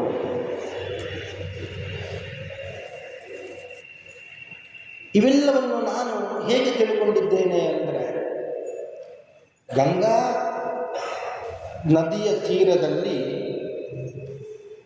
ಗೌತಮ ಋಷಿಗಳು ಅವರು ನನಗೆ ಇದನ್ನೆಲ್ಲವನ್ನು ಉಪದೇಶ ಮಾಡಿದ್ದರು.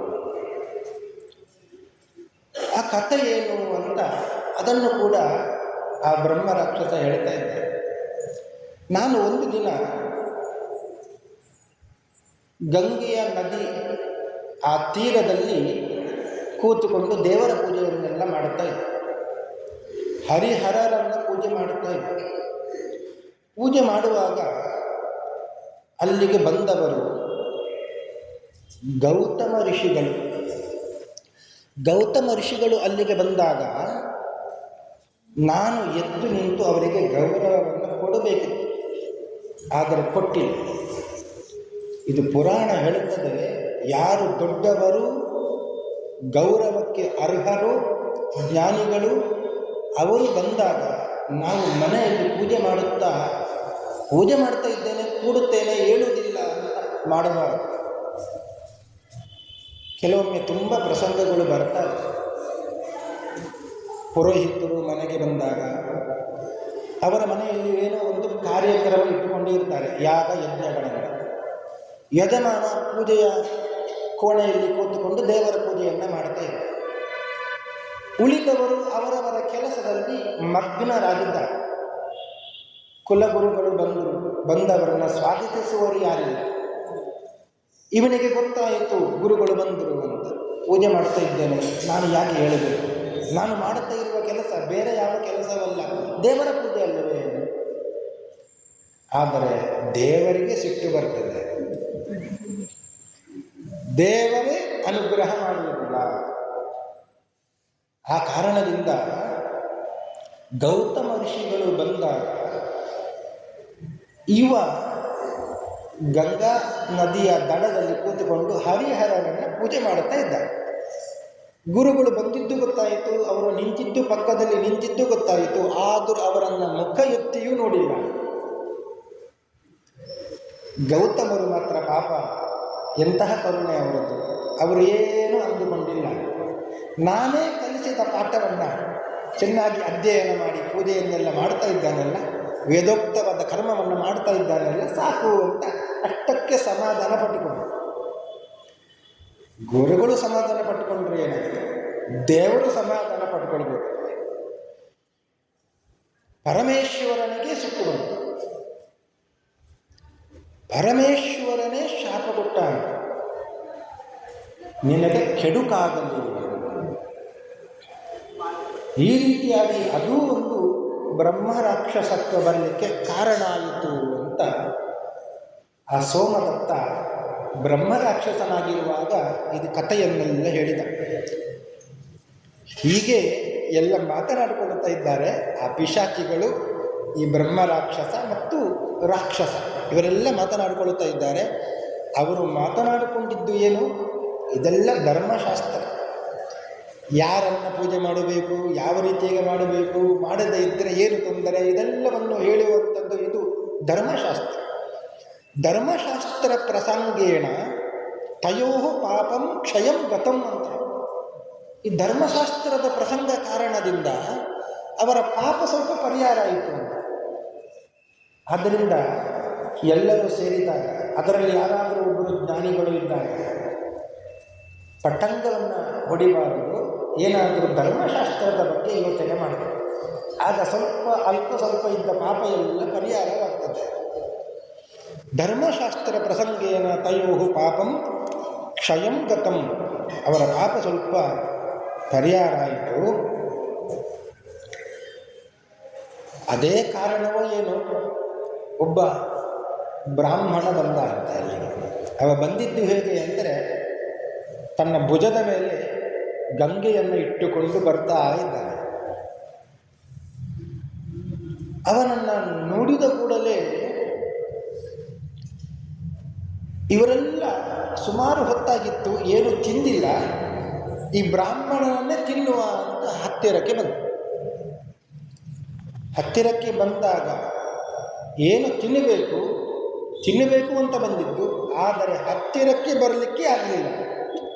ಯಾಕೆ ಅಂದರೆ ಹರಿನಾಮ ಸಂಕೀರ್ತನೆಯನ್ನು ಮಾಡಿಕೊಂಡು ಆ ಬ್ರಾಹ್ಮಣರು ಬರ್ತಾ ಇದ್ದಾರೆ, ಉಚ್ಚಸ್ವರದಲ್ಲಿ ನಾಮಸ್ಮರಣೆಯನ್ನು ಮಾಡುತ್ತಾ ಬರ್ತಾ ಇದ್ದಾರೆ. ಆದ್ದರಿಂದ ಆ ರಾಕ್ಷಸರಿಗೆ ಅವರ ಸಮೀಪಕ್ಕೆ ಬರಲಿಕ್ಕೂ ಆಗಲಿಲ್ಲ. ಇನ್ನು ತಿನ್ನುವುದೇನು, ಅವರ ಮಾಂಸವನ್ನು ಭಕ್ಷಣೆ ಮಾಡಲಿಕ್ಕೆ ಅವರ ಹತ್ತಿರಕ್ಕೆ ಬರಲಿಕ್ಕೆ ಆಗಲಿಲ್ಲ. ನಾಮಸ್ಮರಣೆಯ ಉಚ್ಚಸ್ವರದ ನಾಮಸ್ಮರಣೆಯ ಫಲ ಎಷ್ಟು ಅಂತ ಈ ನಾರದ ಪುರಾಣ ನಮಗೆ ತಿಳಿಸಿಕೊಡುತ್ತದೆ. ಹರಿಸೇವಾ ಪರೋ ಭೂತ್ವ ಯಶ್ಚ ಆತ್ಮಾನಂತೋ ತಾರಯೇತಿ ಸ ತಾರಯೇತಿ ಜಗತ್ ಸರ್ವಂ ಇತಿ ಶಂಸಂತಿ ಸೂರಯ. ಜ್ಞಾನಿಗಳು ಹೇಳುತ್ತಾರೆ, ಯಾರಿಗೆ ಈ ಸಂಸಾರ ಸಮುದ್ರದಿಂದ ಮೇಲಕ್ಕೆ ಹೋಗಬೇಕು, ಮುಳುಗಬಾರದು ಅಂತ ಇದ್ದರೆ ಹರಿನಾಮ ಸಂಕೀರ್ತನೆಯನ್ನು ಮಾಡಬೇಕು. ಅದನ್ನು ಮಾಡಿದರೆ ಸಾಕು. ನದಿಯನ್ನು ದಾಟಬೇಕು ಅಂತ ಹೇಳುವವ ಮರದ ದೋಣಿಯನ್ನು ದಾಟಬೇಕು. ಲೋಹೋಡುಬೇನ ಪ್ರತರನ್ ನಿಮಜ್ಜತಿ ಉದಕೇಯತ ಅಂತ. ಲೋಹದಿಂದ ಮಾಡಿದ ದೋಣಿ, ಕಬ್ಬಿಣದಿಂದ ದೋಣಿಯನ್ನು ಮಾಡಿ ಅದರಲ್ಲಿ ಕೂಡುತ್ತೇನೆ ಅಂದರೆ ಆ ಕಬ್ಬಿಣದ ದೋಣಿ ಅದು ನೀರಲ್ಲಿ ಮುಳುಗಿಯೇ ಹೋಗ್ತದೆ. ಹಾಗೆಯೇ ನಾಮಸ್ಮರಣೆಯನ್ನು ಮಾಡದೆ, ತನ್ನನ್ನು ತಾನು ರಕ್ಷಣೆ ಮಾಡಿಕೊಳ್ಳದೆ ಬೇರೆ ಯಾರನ್ನೂ ಕೂಡ ರಕ್ಷಣೆ ಮಾಡಿಕೊಳ್ಳಲಿಕ್ಕೆ ಆಗುವುದಿಲ್ಲ. ತನ್ನನ್ನೂ ರಕ್ಷಣೆ ಮಾಡಿಕೊಳ್ಳಬೇಕು, ತನ್ನ ಒಟ್ಟಿಗೆ ಇದ್ದವರನ್ನೂ ರಕ್ಷಣೆ ಮಾಡಿಕೊಳ್ಳಬೇಕು ಅಂತಾದರೆ ಅದಕ್ಕೆ ಬಲ ಹರಿನಾಮ ಸಂಕೀರ್ತನೆ. ಇದಕ್ಕಿಂತ ದೊಡ್ಡ ಬಲ ಬೇರೆ ಯಾವುದೂ ಇಲ್ಲ. ಹೀಗೆ ನಾಮ ಸಂಕೀರ್ತನೆಯ ಬಲದಿಂದ ಅವರು ತುಂಬ ದೂರವೇ ಉಳಿದಿದ್ದಾರೆ. ಯಾಕೆ ಅಂತ ರಾಕ್ಷಸರು ಕೇಳಿದರು. ನಮಗೆ ನಿನ್ನ ಹತ್ತಿರಕ್ಕೆ ಬರಲಿಕ್ಕೆ ಆಗ್ತಿದ್ದೆಲ್ಲ ಯಾಕೆ? ಆ ಪಾಪ ಬ್ರಾಹ್ಮಣರು ಹೇಳಿದರು, ನಾನು ನಾಮ ಸಂಕೀರ್ತನೆಯನ್ನು ಮಾಡಿದ ಕಾರಣದಿಂದ ನೀವ್ಯಾರೂ ಹತ್ತಿರಕ್ಕೆ ಬರಲಿಕ್ಕೆ ಸಾಧ್ಯವಿಲ್ಲ. ಸರಿ, ಅಷ್ಟು ಅದಕ್ಕೆ ಒಂದು ಬಲ ಇದೆ. ಮತ್ತು ನಿನ್ನ ಮೇಲೆ ಭುಜದ ಮೇಲೆ ಇರುವ ನೀರು ಯಾವುದು? ಅದು ಗಂಗೆ ಅಂತ ಹೇಳಿದರು. ಈ ರಾಕ್ಷಸರಿಗೆ ಗೊತ್ತಿತ್ತು, ಗಂಗೆಯ ಮಹತ್ವ ಪೂರ್ವಜನ್ಮದ ಸಂಸ್ಕಾರದಿಂದ ಗೊತ್ತಿತ್ತು. ಅವರು ಹೇಳಿದ್ದರು, ರಾಕ್ಷಸರು, ಪಿಶಾಚಿಗಳು, ಬ್ರಹ್ಮ ರಾಕ್ಷಸ ಎಲ್ಲ ಸೇರಿ ಹೇಳ್ತಾರೆ, ಬ್ರಾಹ್ಮಣರೇ ಒಂದು ಕೆಲಸ ಮಾಡಿ, ಪಾಪಕರ್ಮದಿಂದ ಇಂತಹ ಜನ್ಮ ನಮಗೆ ಬಂದಿದೆ, ನಿಮ್ಮ ಹೆಗಲಲ್ಲಿ ಗಂಗೆ ಇದ್ದಾಳೆ ಅಲ್ಲ, ಆ ಗಂಗೆಯ ನೀರನ್ನು ನಮಗೆ ಸ್ವಲ್ಪ ಪ್ರೋಕ್ಷಣೆ ಮಾಡಿ ಅಂತ ಹೇಳಿದರು. ಆಗ ಪಾಪ ಬ್ರಾಹ್ಮಣರು ಈ ಭಗವಂತನ ನಿರ್ಮಾಲ್ಯವನ್ನು ತೆಗೆದು ಆ ನಿರ್ಮಾಲ್ಯದಿಂದ ಸುಮಾರು ದೂರ ಇದ್ದರು ಅವರು. ಅವರಿಗೆ ಪ್ರೋಕ್ಷಣೆ ಮಾಡಿದ್ದರು. ಹತ್ತಿರಕ್ಕೆ ಬಂದಿಲ್ಲ. ದೂರದಲ್ಲಿ ಇದ್ದಂತಹ ರಾಕ್ಷಸರಿಗೆ ಪ್ರೋಕ್ಷಣೆ ಮಾಡಿದಾಗ ಆ ರಾಕ್ಷಸ ಜನ್ಮ ಅದು ಪರಿಹಾರವಾಯಿತು. ಪಿಶಾಚಿಗಳು ಅಲ್ಲ, ರಾಕ್ಷಸ ಅಲ್ಲ, ಬ್ರಹ್ಮ ರಾಕ್ಷಸ ಅಲ್ಲ ಅಂತ ಅದು. ಆ ಪಿಶಾಚಿಗಳು ಅಲ್ಲ ಅಂತ ಮುನಿ ಪತ್ನಿ ಮತ್ತು ಇನ್ನೊಬ್ಬ ಪಂಡಿತ ಅವರಿಬ್ಬರೂ ಕೂಡ ಹೋದರು, ಸ್ವರ್ಗಕ್ಕೆ ಹೋದರು. ಅವರನ್ನು ಅಲ್ಲಿಗೆ ಕರ್ಕೊಂಡು ಹೋದರು. ಇವ ಮಾತ್ರ ಕಲ್ಮಾಶಪಾತನಾಗಿಯೇ ಉಳಿದಿದ್ದಾನೆ. ಸ್ವಲ್ಪ ದುಃಖ ಆಯಿತು. ಅವರಿಬ್ಬರೂ ಹೋದರು, ನನ್ನನ್ನು ಮಾತ್ರ ಇಲ್ಲಿ ಬಿಟ್ಟು ಹೋಗಿದ್ದಾರೆ, ನನಗೆ ಇನ್ನೂ ವಿಮಾನ ಬಂದಿಲ್ಲವೇ? ಚಿಂತಾಕ್ರಾಂತನಾದಾಗ ಸರಸ್ವತೀ ದೇವಿಯರು ಬಂದರು ಅಂತ ಗುಪ್ತವಾಗಿ ಬಂದು ಹೇಳ್ತಾರೆ, ನಿನ್ನ ಪಾಪಕರ್ಮ ಇನ್ನೂ ಸವೆದಿಲ್ಲ, ಪ್ರಾರಬ್ಧ ಕರ್ಮವನ್ನು ಮುಗಿಸಿಯೇ ಮೇಲೆ ಹೋಗಬೇಕು, ಅದು ಇಲ್ಲದೆ ಸಾಧ್ಯ ಇಲ್ಲ ಅಂತ ಹೇಳಿದಾಗ ಆ ಕಲ್ಮಾಶಪಾದ ರಾಜ ಮತ್ತೆ ತಾನು ಕಾಶಿಗೆ ಹೋದ. ಕಾಶಿಯಲ್ಲಿ 6 ತಿಂಗಳು ಕಾಲ ಇದ್ದ. ಯಾವಾಗಲೂ ಗಂಗೆಯ ಸ್ನಾನವನ್ನು ಮಾಡೋದು, ವಿಶ್ವೇಶ್ವರನನ್ನು ಅರ್ಚನೆ ಮಾಡೋದು, ಈ ಕಡೆ ಬಿಂದು ಮಾಧವನನ್ನು ಅರ್ಚನೆ ಮಾಡೋದು. ಇಷ್ಟೆಲ್ಲ ಮಾಡಿ ಎಲ್ಲ ಮುಗಿಸಿ ಕೊನೆಗೆ ವಸಿಷ್ಠರ ಬಳಿಗೆ ಬಂದ. ತನ್ನ ರಾಜ್ಯಕ್ಕೆ ಬಂದು ನಮಸ್ಕರಿಸಿದ. ಎಷ್ಟು ಅನಾಹುತ ಆಯಿತು. ಕಾಶಿಗೆ ಹೋಗಿ ಬಂದಿದ್ದರಿಂದ ಆ ಮುನಿ ಪತ್ನಿಯ ಶಾಪವೂ ಪರಿಹಾರ. ಜೀವನ ಪರ್ಯಂತ ರಾಕ್ಷಸನಾಗುವಂಥ ಶಾಪ ಇತ್ತು. ಈ ಕಡೆ ವಸಿಷ್ಠರ ಶಾಪವು 12 ವರ್ಷ ಅಂತ ಇತ್ತು. ಅದೆಲ್ಲವೂ ಶಾಪ ಪರಿಹಾರವಾಗಿ ಎಲ್ಲ ಪಾಪದಿಂದ ಬಿಡುಗಡೆಗೊಂಡವನಾಗಿ ಅವ ಬಂದಿದ್ದಾನೆ. ವಸಿಷ್ಠರು ಮತ್ತೆ ಅವನನ್ನು ಕುಳ್ಳಿರಿಸಿ, ಸಿಂಹಾಸನದಲ್ಲಿ ಕುಳ್ಳಿರಿಸಿ ಪಟ್ಟಾಭಿಷೇಕ ಮಾಡಿದರು. ಎಂತಹ ಗಂಗೆಯ ಮಹತ್ವ! ಒಂದು ಶಾಪ ಮಾತ್ರ ಪರಿಹಾರ ಆಗಿಲ್ಲ. ಆ ಮುನಿ ಪತ್ನಿ ಕೊಟ್ಟಂತಹ ಶಾಪ, ನಿನ್ನ ಪತ್ನಿಯ ಸಂಘ ಮಾಡುವಾಗ ನಿನಗೆ ಮೃತ್ಯು ಬರಲಿ, ಆ ಶಾಪ ಮಾತ್ರ ಪರಿಹಾರ ಆಗಿಲ್ಲ. ಪತ್ನಿಯ ಸಂಘವನ್ನು ಮಾಡಲಿಲ್ಲ, ಆದರೆ ವಂಶವೃದ್ಧಿ ಆಗಬೇಕು.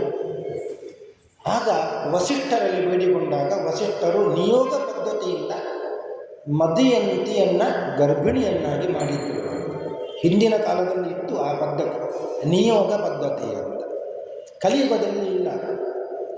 ಅಂತೂ ಗರ್ಭವತಿಯಾದಂತಹ ಈ ಮದಯಂತಿ 7 ವರ್ಷಗಳ ಕಾಲ ತನ್ನ ಹೊಟ್ಟೆಯಲ್ಲೇ ಅದನ್ನು ಇಟ್ಟುಕೊಂಡಿದ್ದಾಳೆ. ಅದು ಕಲ್ಲಿನ ರೂಪವನ್ನು ಪಡೆದುಕೊಂಡಿದ್ದು, ಹೊರಗೆ ಬರ್ತಾ ಇಲ್ಲ. ವಸಿಷ್ಠರು ಹೇಳಿದ್ರು ಅದನ್ನು ಹೇಗಾದರೂ ಹೊರಗೆ ಹಾಕಬೇಕು. ಆಗ ಕಲ್ಲನ್ನು ತೆಗೆದು ಅದಕ್ಕೆ ಹೊಟ್ಟೆಗೆ ಹೊಡೆದು ಆಮೇಲೆ ಹೊರಗೆ ಬಂತು ಮಗು. ಅದು ಕಲ್ಲಿನಿಂದ ಜಜ್ಜಿ ಹೊರಗೆ ಬಂದ ಮಗು ಆದ್ದರಿಂದ ಆ ಮಗುವಿಗೆ ಹೆಸರನ್ನು ಇಟ್ಟರು ಅಶ್ಮಕ ಅಂತ. ಸಂಸ್ಕೃತದಲ್ಲಿ ಅಶ್ಮ ಅಂದರೆ ಕಲ್ಲು ಅಂತ, ಅಶ್ಮಕ ಅಂತ ಹೆಸರನ್ನಿಟ್ಟರು. ಯಾಕೆ ಈ ಪ್ರಸಂಗ ಬಂತು? ಇಂತಹ ಕಷ್ಟ ಈ ಮದಯಂತಿಗೆ ಯಾಕೆ ಬಂತು? ಆ ಮುನಿಗಳ ಪತ್ನಿ ಈ ಕಲ್ಮಾಶಪಾದರಾದ ರಾಕ್ಷಸನಾಗಿರುವಾಗ ಆ ಮುನಿಗಳ ಪತ್ನಿಯ ಗಂಡನನ್ನು ಕೊಂದು ತಿಂದ ಮೇಲೆ ಎದೆ ಬಡಿದುಕೊಂಡು ದುಃಖಿಸ್ತಾ ಇದ್ಲು ಅಂತೆ ಆ ಮುನಿ ಪತ್ನಿ. ಅದು ಹೇಗೆ ಅಂದರೆ ಕಲ್ಲಿನಿಂದ ಎದೆ ಹೊಡ್ಕೊಳ್ತಾ ಇದ್ದಾಳೆ. ಆ ಕಾರಣದಿಂದ ಮಾಡಿದ ಪಾಪ ಅದು ಯಾರು ಅನುಭವಿಸಬೇಕು? ಅದೇ ಪರಿಸ್ಥಿತಿ ಅಂದು ಮುನಿ ಪತ್ನಿಗೆ ಬಂದಿತ್ತು, ಇವತ್ತು ಕಲ್ಮಾಶಪಾದ ರಾಜನ ಪತ್ನಿಗೆ ಬಂತು. ಹೊಟ್ಟೆಯನ್ನು ಹೊಡಿಕೊಂಡು ಕಲ್ಲನ್ನು ತೆಗೆದು ಅಶ್ಮಕ ಅಂತ ಅವನಿಗೆ ಹೆಸರು ಬಂತು. ಬಹಳ ಪ್ರಸಿದ್ಧನಾದಂತಹ ರಾಜ ಅವನ ಮಗನೇ ಮೂಲಕ ಅಂತ. ಹೀಗೆ ಆ ಸೂರ್ಯವಂಶ ಮುಂದುವರಿಯಿತು. ಅಂತೂ ಯದ್ ಬಿಂದು ಸೇವನಾದೇವ, ಗಂಗೆಯ ಒಂದು ಬಿಂದು ಅದು ಸೇವನೆ ಮಾಡಿದ ಕಾರಣದಿಂದ, ಅದರ ನೀರಿನ ಬಿಂದು ಸ್ಪರ್ಶವಾದ ಕಾರಣದಿಂದಲೇ ರಾಕ್ಷಸ ಜನ್ಮ ಕೂಡ ಪರಿಹಾರವಾಗ್ತದೆ ಅಂದರೆ ಗಂಗೆಯ ಮಹತ್ವ ಇಂತಹ ಮಹತ್ವವಾದದ್ದು. ಎಲ್ಲ ಪಾಪವನ್ನು ಕೂಡ ಪರಿಹಾರ ಮಾಡಲಿಕ್ಕೆ ಗಂಗೆಯಿಂದ ಸಾಧ್ಯ ಅಂತ ಗಂಗೆಯ ಮಹಿಮೆಯನ್ನು ನಾರದರಿಗೆ ಸನಕಾದಿಗಳು ಹೇಳಿದರು. ಇಷ್ಟನ್ನು ತಿಳ್ಕೊಂಡ ನಾರದರು ಮತ್ತೆ ಕೇಳ್ತಾ ಇದ್ದಾರೆ, ದಾನವನ್ನು ಯಾರಿಗೆ ಮಾಡಬೇಕು ಮತ್ತು ಎಂತಹ ದಾನವನ್ನು ಮಾಡಬೇಕು ಇದೆಲ್ಲವನ್ನು ನಮಗೆ ಹೇಳಬೇಕು.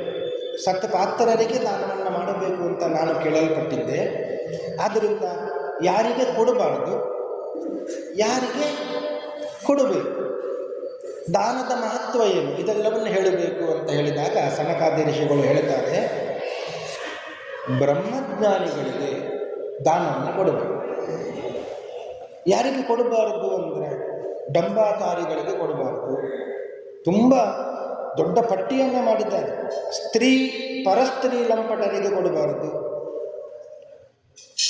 ಕೃತಜ್ಞರಿಗೆ ಕೊಡಬಾರದು, ಅಸೂಯೆಯನ್ನು ಯಾರು ಮಾಡುತ್ತಾರೋ ಅವರಿಗೆ ಕೊಡಬಾರದು, ಖಡ್ಗದಿಂದ ಜೀವಿಸುವವನಿಗೆ ಅಂದರೆ ಕೊಲೆಗಡುಕರಿಗೆ ಕೊಡಬಾರದು, ನಿಷಿದ್ಧ ಪದಾರ್ಥವನ್ನು ತಿನ್ನುವವರಿಗೆ ಕೊಡಬಾರದು, ಚಾಡಿಕೋರರಿಗೆ ಕೊಡಬಾರದು, ಕಳ್ಳನಿಗೆ ಕೊಡಬಾರದು. ಇದೆಲ್ಲ ಕೊಡಬಾರದು ಅಂತ ಪಟ್ಟಿ ಯಾರಿಗೆ ಕೊಡಬೇಕು ಅಂದರೆ ಯಾರು ಸದಾಚಾರ ಸಂಪನ್ನರಾಗಿದ್ದಾರೆ, ವರ್ಣಾಶ್ರಮ ಉಚಿತವಾದಂತಹ ಧರ್ಮದಲ್ಲಿ ಯಾರು ನಿಷ್ಠರಾಗಿದ್ದಾರೆ ಅವರಿಗೆಲ್ಲ ಶ್ರದ್ಧೆಯಿಂದ ದಾನ ಮಾಡಬೇಕು. ಕೊಡದೇ ಇರಬಾರದು, ಕೊಡಲೇಬೇಕು.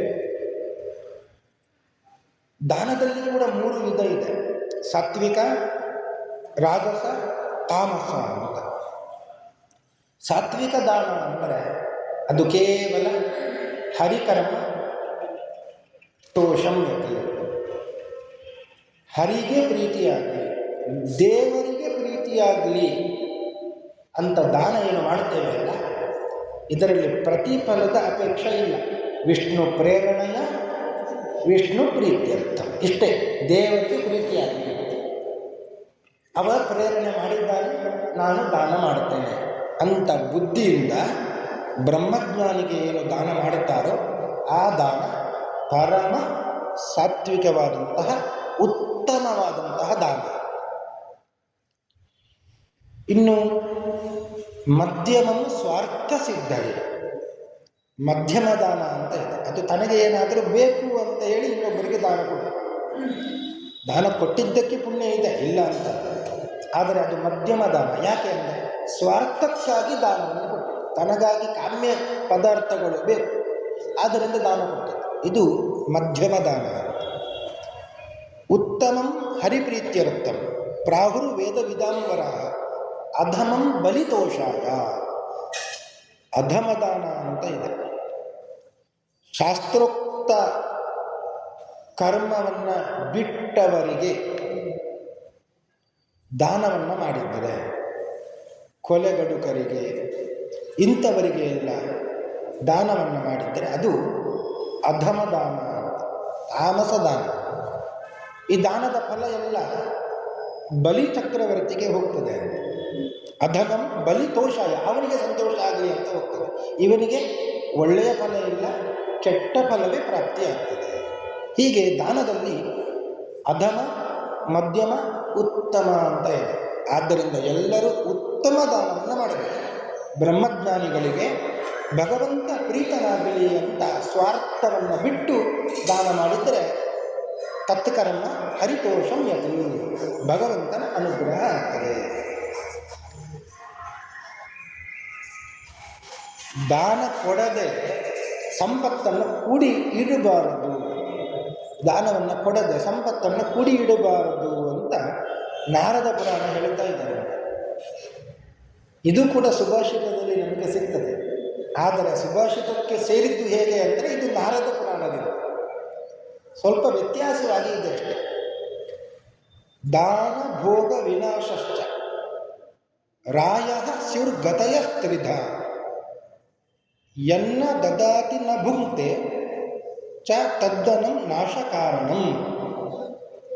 ಇದು ನಾರದ ಪುರಾಣದ ಶ್ಲೋಕ. ಸ್ವಲ್ಪ ವ್ಯತ್ಯಾಸವಾಗಿ ಸುಭಾಷಿತದಲ್ಲಿ ಬಂದಿದೆ. ದಾನಂ ಭೋಗ ನಾಶಃ ತಿಸ್ರಃ ಗತಯೋ ಭವಂತಿ ವಿತ್ತಸ್ಯ. ಸಂಪತ್ತಿಗೆ ಮೂರೇ ಗತಿ. ನಮ್ಮಲ್ಲಿ ಇರುವ ಸಂಪತ್ತಿಗೆ ಮೂರೇ ಗತಿ: ದಾನಂ, ಭೋಗ, ನಾಶ. ಸಂಪತ್ತನ್ನು ಏನು ಮಾಡಬೇಕು?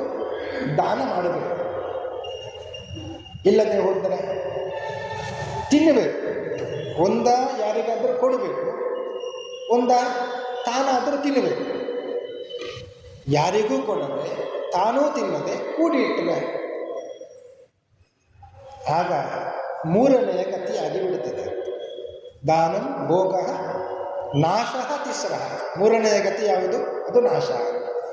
ಯಾರಾದರೂ ಕಳ್ಳಕಾಕರು ಬಂದು ತೆಗೆದುಕೊಂಡು ಹೋಗ್ತಾರೆ, ಅಥವಾ ಎಲ್ಲ ದುಡ್ಡನ್ನು ಚಿಕಿತ್ಸಾಲಯದಲ್ಲಿ ತುಂಬಿಸಬೇಕಾಗ್ತದೆ, ಅಂತೂ ನಾಶವೇ ಆಗ್ತದೆ. ಆದ್ದರಿಂದ ನಾರದ ಪುರಾಣ ಹೇಳ್ತಾ ಇದೆ, ಸಂಪತ್ತನ್ನು ಕೂಡಿ ಇಟ್ಟುಕೊಳ್ಳಬಾರದು, ಅದನ್ನು ದಾನ ಮಾಡಬೇಕು. ಇಲ್ಲದೆ ಹೋದರೆ ದೇವರಿಗೆ ಬೇಕಾದಂತಹ ಸಮೃದ್ಧಿಯನ್ನು ಮಾಡಿ, ದೇವರಿಗೆ ಸೇವೆಯನ್ನು ಕೊಟ್ಟು, ದೇವರಿಗೆ ನೈವೇದ್ಯವನ್ನು ಸಮರ್ಪಿಸಿ, ಬೇಕಾದನ್ನು ಮಾಡಿ ಅದನ್ನು ತಾವು ತಿನ್ನಬೇಕು. ಇದು ಎರಡು ಮಾಡದೆ ಹೋದರೆ ಆಗ ನಾಶ ಆಗ್ತದೆ ಅಂತ ನಾರದ ಪುರಾಣ ಹೇಳ್ತಾ ಇದೆ. ಧನಂ ಧರ್ಮ ಫಲಂ ವಿಪ್ರ ಧರ್ಮೋ ಮಾಧವ ತುಷ್ಟಿಕೃತಿ. ಧರ್ಮಕ್ಕೆ ಸಾಧನ ಯಾವುದು ಅಂದರೆ ಅದು ಲಕ್ಷ್ಮಿ ಅಂತ. ಧರ್ಮ ಮಾಡಬೇಕಾದ್ರೆ ದುಡ್ಡು ಬೇಕು, ಅದು ಲಕ್ಷ್ಮಿ. ಧರ್ಮ ಅಂದರೆ ಲಕ್ಷ್ಮೀಪತಿಯಾದಂತಹ ನಾರಾಯಣನಿಗೆ ಸಂತೋಷಗೊಳಿಸುವಂಥದ್ದು, ಅದು ಧರ್ಮ. ಆದ್ದರಿಂದ ದುಡ್ಡು ಬಂದಿದ್ದು ಲಕ್ಷ್ಮಿ ಬಂದರೆ ಅದನ್ನು ಮತ್ತೆ ಆ ಲಕ್ಷ್ಮಿಯನ್ನು ನಾರಾಯಣನ ಬಳಿಗೆ ಕಳಿಸಬೇಕು. ಧನಂ ಧರ್ಮ ಫಲಂ ವಿಪ್ರ ಧರ್ಮೋ ಮಾಧವ ತುಷ್ಟಿಕೃತ್. ತರವಃ ಕಿಮ್ನ ಜೀವಂತಿ ತೇಪಿ ಲೋಕೆ ಪರಾರ್ಥಕ. ಮನುಷ್ಯ ಅವ ಪರೋಪಕಾರಕ್ಕಾಗಿಯೇ ಇರಬೇಕು, ಆಗ ದೀರ್ಘಾಯುಷ್ಯವನ್ನು ಪಡಿತಾನೆ. ಮರ ಗಿಡಗಳು ಎಲ್ಲ ಇವೆ, ಬೇಕಾದಷ್ಟು ಹೂ ಹಣ್ಣುಗಳನ್ನೆಲ್ಲ ಬಿಡುತ್ತಾರೆ. ಎಂದಾದರೂ ತಾವು ತಿಂದಿದ್ದು ಉಂಟ? ಯಾವ ನೀರನ್ನು ಕುಡಿದು ತೆಂಗಿನ ಮರ ಒಳ್ಳೆಯ ನೀರನ್ನು ಕೊಡುತ್ತದೆ. ತಾನು ಕುಡಿದಿದ್ದು ನೀರು ಯಾವುದು? ಯಾವುದೋ ಕೆಟ್ಟ ನೀರನ್ನು ಕುಡಿದು ಬಚ್ಚಲ ಮನೆಯ ನೀರನ್ನೆಲ್ಲ ಕುಡಿತದೆ. ಅಂತಹ ತೆಂಗಿನ ಮರ ನಮಗೆ ಕೊಡುವಾಗ ಒಳ್ಳೆಯ ನೀರನ್ನು ಅದನ್ನು ಕುಡಿದರೆ ಸಾಕು, ಅಷ್ಟು ಶಕ್ತಿ ಬರುತ್ತೆ. ಅಂತಹ ಮರಗಿಡಗಳಿಗೆ ದೀರ್ಘಾಯುಷ್ಯ ಹೇಗೆ ಬಂತು? ಆ ಮರಗಿಡಗಳು ಪರಾರ್ಥಕ್ಕಾಗಿಯೇ ಇವೆ. ಆದ್ದರಿಂದ ಪರೋಪಕಾರಕ್ಕಾಗಿಯೇ ನಮ್ಮ ಜೀವನ ನಡಿಬೇಕು. ಆದ್ದರಿಂದಲೇ ಒಂದು ಮಾತು ಇದೆ, ಪರೋಪಕಾರ ಪುಣ್ಯಾಯ ಪಾಪಾಯ ಪರಪೀಡನೆ. ಇಡೀ ಶಾಸ್ತ್ರದ ಸಾರ ಏನು ಅಂದರೆ, ಪರೋಪಕಾರ ಮಾಡಿದರೆ ಅದರಿಂದ ಪುಣ್ಯ, ಪರರಿಗೆ ತೊಂದರೆ ಕೊಟ್ಟರೆ ಅದೇ ದೊಡ್ಡ ಪಾಪ. ಪಾಪಾಯ ಪರಪೀಡನೆ. ದೊಡ್ಡ ಪಾಪ ಮಾಡಬೇಕಾ? ಇನ್ನೊಬ್ಬರಿಗೆ ತೊಂದರೆ ಕೊಡಬೇಕು. ತಮ್ಮಿಂದ ಏನೂ ಉಪಕಾರ ಇಲ್ಲ, ಆದರೆ ಪರಪೀಡನೆ, ತೊಂದರೆ ಮಾತ್ರ ಇದೆ, ಅದಾಗಬಾರದು. ನಮ್ಮ ಈ ಜೀವನ ಅದು ಪರೋಪಕಾರಕ್ಕಾಗಿಯೇ ಇದೆ, ಇನ್ನೊಬ್ಬರಿಗಾಗಿಯೇ ಇದೆ. ಸ್ವಾರ್ಥವನ್ನು ಬಿಟ್ಟಿದ್ದೇವೆ, ಪರಾರ್ಥಕ್ಕಾಗಿ ಇದೆ ಅಂದರೆ ಚೆನ್ನಾಗಿ ಜೀವನ ನಡೀತದೆ. ಇದು ನಾರದರಿಗೆ ಸನಕಾದಿಗಳು ಹೇಳುವ ಮಾತು. ಇದರ ಉದ್ದೇಶವಾಗಿಯೇ ಇಷ್ಟಾಪೂರ್ತ ಅಂತ ಒಂದು ಬಂದಿದೆ ನಮ್ಮಲ್ಲಿ. ಇಷ್ಟಾಪೂರ್ತ ಅಂತ, ಪೂರ್ತ ಅಂದರೆ ಲೋಕಕ್ಕಾಗಿಯೇ ಕೆಲಸವನ್ನು ಮಾಡುವಂಥ, ಸ್ವಾರ್ಥವನ್ನು ಬಿಟ್ಟು ಪರಾರ್ಥಕ್ಕಾಗಿ ಲೋಕೋಪಕಾರ ಅಂತ ಏನು ಮಾಡಿದರೂ ಲೋಕ ಕಲ್ಯಾಣ ಅಂತ. ನಾವು ಕೂಡ ನಿತ್ಯ ಹೇಳುತ್ತೇವೆ ಮಂತ್ರವನ್ನು, ಪೂಜೆ ಎಲ್ಲ ಮುಗಿಸಿ ಸಜ್ಜನಾ ಸಂತು ನಿರ್ಭಯಾ ಸರ್ವೇ ಲೋಕಾ ಸುಖಿನಃ ಸಂತು ಲೋಕ ಸಮಸ್ತ ಸುಖಿನೋ ಭವಂತು. ಇದೆಲ್ಲ ಮಾತನ್ನು ನಾವು ಆಡುತ್ತೇವೆ, ಅದು ಮಾತಿನಲ್ಲಿ ಮಾತ್ರ ಸಾಧ್ಯ ಕೃತಿಯಲ್ಲಿ ನಡೆಯುವುದಿಲ್ಲ. ಆದರೆ ಸನಕರು ಹೇಳುತ್ತಾರೆ, ಲೋಕೋಪಕಾರಕ್ಕಾಗಿಯೇ ನಮ್ಮ ಜೀವನವನ್ನು ಮುಡಿಬಿಡಬೇಕು. ಲೋಕೋಪಕಾರ ಹೇಗೆ ಅಂದರೆ ಇಷ್ಟಪೂರ್ತಿ ರಸ್ತೆಯನ್ನು ಮಾಡಿಕೊಟ್ಟಿದ್ದೇವೆ, ಅದು ಜನರಿಗೆ ಉಪಕಾರ. ದೊಡ್ಡ ಒಂದು ಕೆರೆ ಬಾವಿ ನಿರ್ಮಾಣ ಮಾಡಿದ್ದೇವೆ, ಅದರಿಂದ ನೀರನ್ನು ಕುಡಿದವರು ಸಂತೋಷ ಪಡ್ತಾರೆ. ಎಲ್ಲ ಪ್ರಾಣಿ ಪಕ್ಷಿಗಳಿಗೆ ನೀರು ಸಿಗ್ತದೆ. ಇದೆಲ್ಲವೂ ಕೂಡ ಇಷ್ಟಪೂರ್ತ. ಅದು ಸ್ವಾರ್ಥವನ್ನು ಬಿಟ್ಟು ಪರಾರ್ಥಕ್ಕೆ ಆಗ್ತದೆ.